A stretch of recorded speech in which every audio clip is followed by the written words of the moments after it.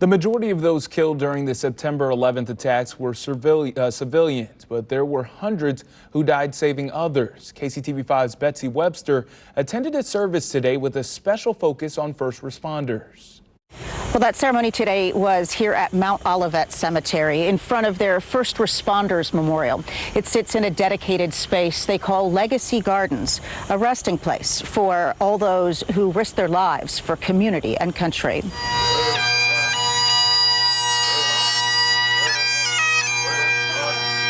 Today we pause to remember that moment of horror and pray for those left scarred by those terrible events. Thousands were killed on a single day. And to remember the heroism of the many who lost their lives in saving others. Like Denise Conley, a Navy veteran who was a civilian that day, working as a private security guard at Tower 1. We were told by her co-workers that she helped them get out of the building and that she went back in the building to help others get out.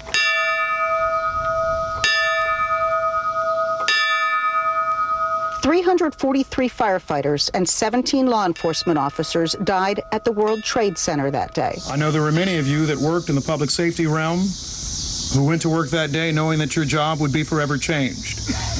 And you put on the uniform the next day, and the next day, and the next day.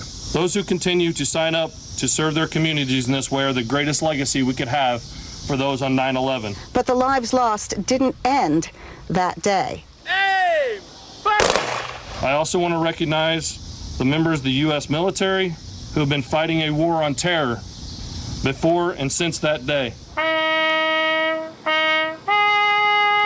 Never forget means that we will continue to support those who have fallen and their families, lift up those who go out each day, and do all that we can to prevent future sacrifices.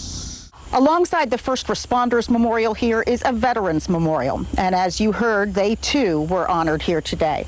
Lest we forget, in addition to the thousands who died at the World Trade Center, 55 military personnel were killed at the Pentagon, and almost 50 gave their lives on United Airlines Flight 93 when they commandeered the plane from the hijackers and crashed it into a field intentionally to prevent more loss at the Capitol building.